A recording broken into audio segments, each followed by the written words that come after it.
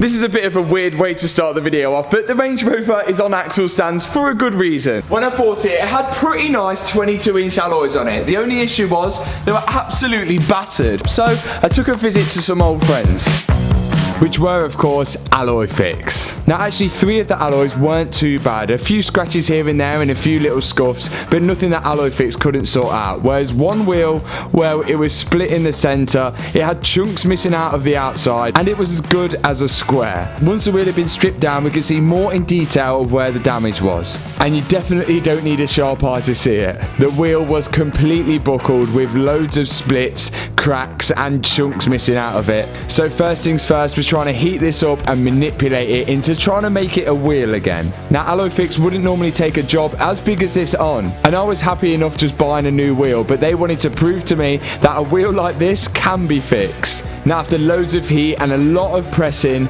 they managed to sort of get the wheel to a straight enough point where they could start to begin the repairs. This means prepping the surface ready to weld up all those cracks in it. Now, I don't actually think I'm going to be keeping these alloys for the long term, but if we can get them looking nice and fresh as a temporary wheel, then I'm going to be more than happy with that. Now that the wheel's welded up, there's a few final touches just to get it looking nice and fresh. They're just reburring the inside of the wheel here to make sure that when the tyre goes back on, it sits nice and flush. And with that done, you can see here the welds are almost invisible now, and it's starting to look like the other wheels that we have.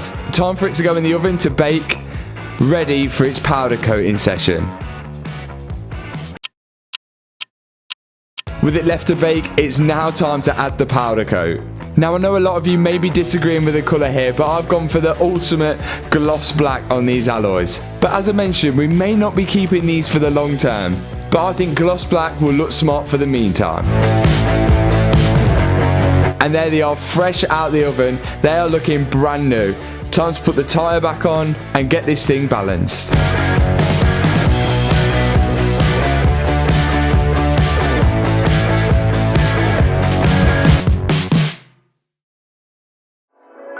They picking sides, they crossing the line. I stick to the truth, I'm one of a kind. Gave it a God and follow his signs. Now all of a sudden I'm stuck in my prime. And what a job Alloy Fix has done. For a set of wheels which were sort of out for the count, they were well and truly battered. Now, I know black alloys aren't necessarily going to be everyone's cup of tea, and I don't think they actually go too well with the sort of navy blue original colour of the car. But I think they will go well with the colour that I'm thinking of going with on the Range Rover. This wheel here was the one that was the most damaged, cracked, bent, buckled, and all sorts, and now you literally wouldn't even tell that it was anything like it was before. So again, a huge shout out to Alloy Fix. They've been supporting us since day one, and if you guys wanted to get your alloys refurbished or painted, I've popped a link for them in the description box below. Remember to mention me when booking in though.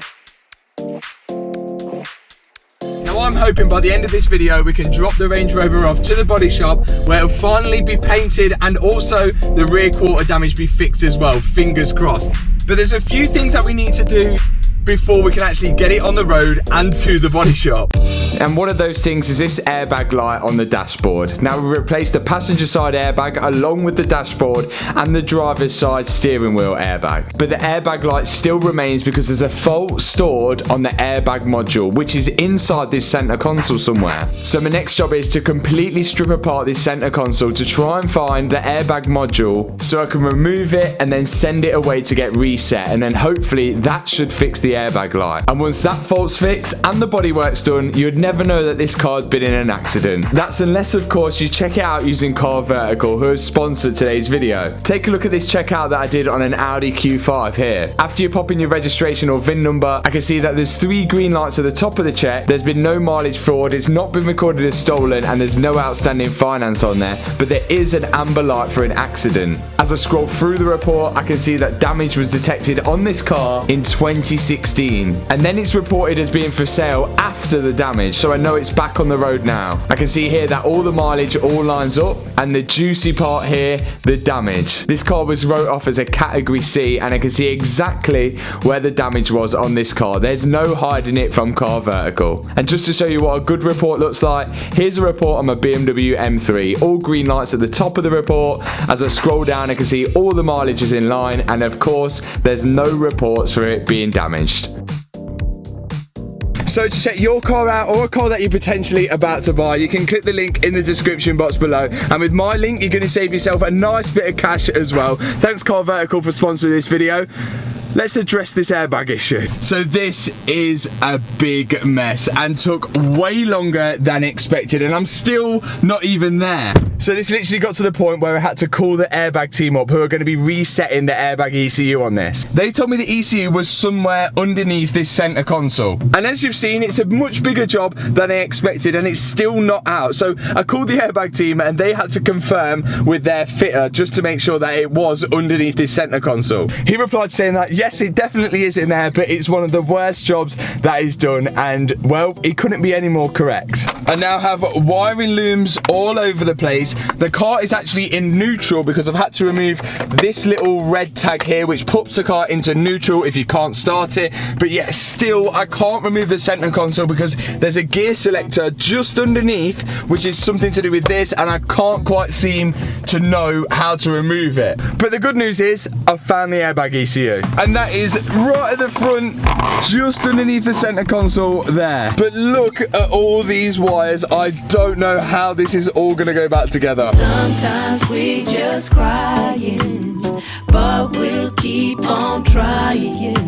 I know we'll be okay, 'cause we got unconditional. Oh, all that for that. Wow.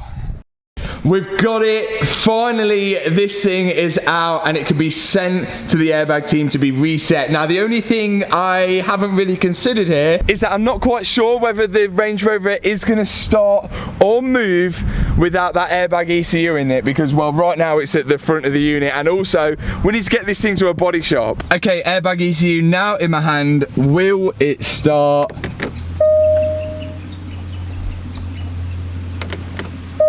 Oh, for no, the handbrake is on.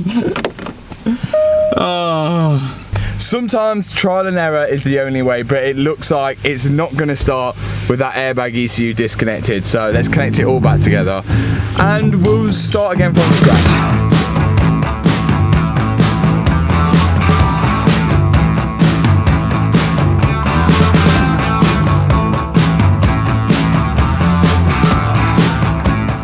Okay,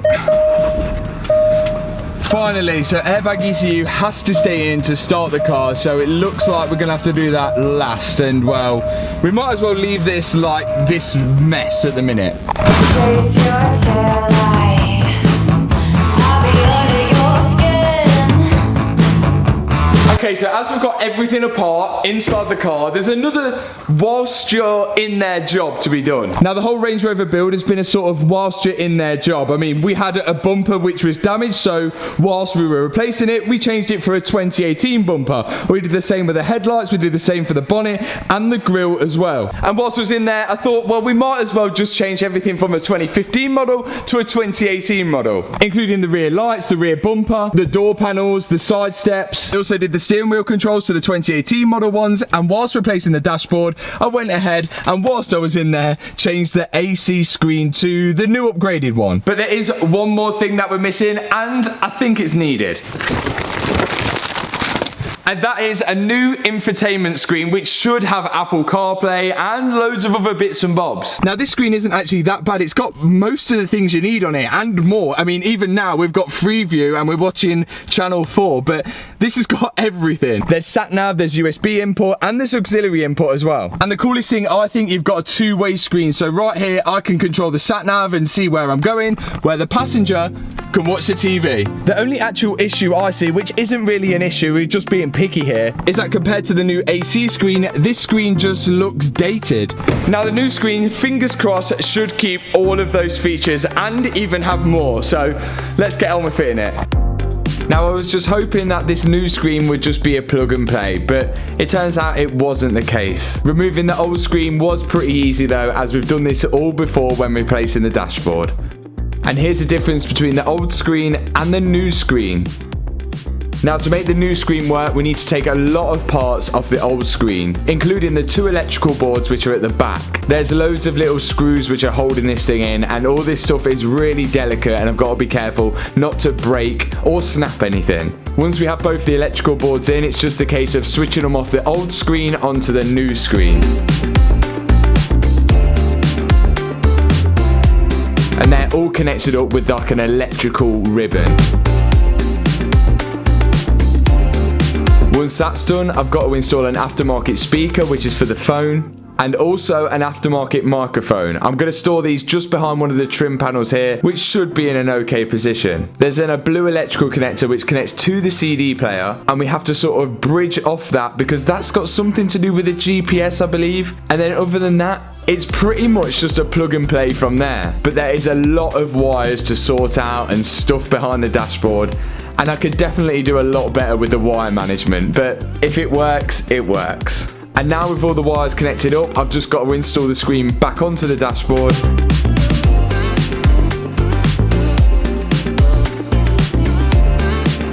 And because the screen is a different size, that means the old trim panel doesn't actually fit it, and you have to replace the old trim panel with the new one that's supplied with the screen. Now the old trim panel is sort of glued to the back of the trim, so it makes it really difficult to remove.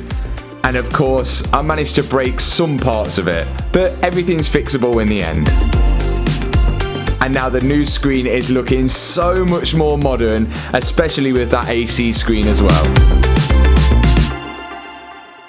What a marathon that was, but it has definitely updated the interior. So obviously the center console is still all disconnected, but all the wires are connected so we can drive it and get it to the body shop. But we've just left it loose because we still need to replace that airbag control module. We've got the AC display on the newer upgraded one, and now we have the new upgraded sort of main display. I have managed to break the chrome trim around here, so I am going to have to replace that at some point, but I was bound to break something. But check this out. So these buttons are upgraded, and check this out, we've got a completely new display on here. So on the new screen here, you can scroll through loads of different options, including this one, which I don't know why you'd use, but you can see obviously the speedometer and the revs as well. You can download loads of apps, including Netflix, YouTube, and everything like that. I can actually watch my latest video on here because I'm that vain. And the part that I think I'll use the most, Apple CarPlay, and the screen quality is actually really good. We've got Spotify, Google Maps, phone, text messages, the whole lot, which is absolutely sick.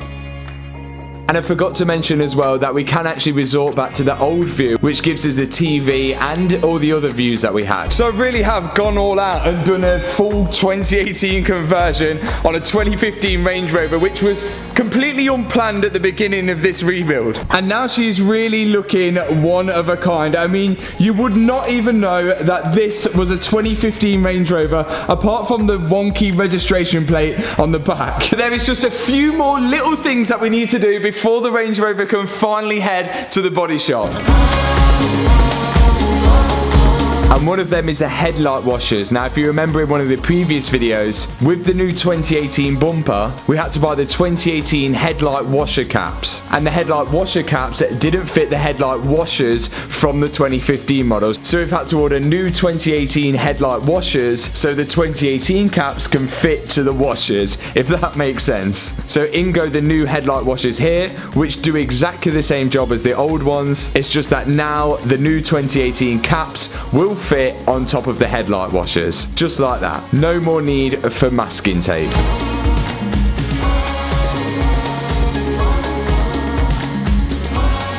And then it's just a case of putting it all back together.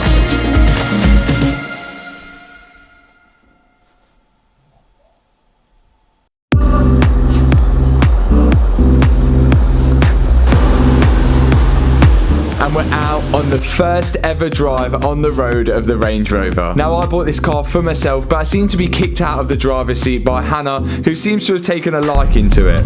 Well, first impressions, it's very, very different to the RS5, and that's probably the most obvious thing I've ever said. It doesn't go around corners very nicely, I have to say, but the ride is so much smoother than the RS5. Well, thanks for that, Hannah, because I wouldn't know, because I'm sat in the RS5 and you are driving my Range Rover, which you seem to have claimed. But the question is, how does it go? It's not that bad. I actually really like it. Well, I'm glad Hannah's enjoying it because from the outside it looks absolutely ridiculous. But hopefully not for long.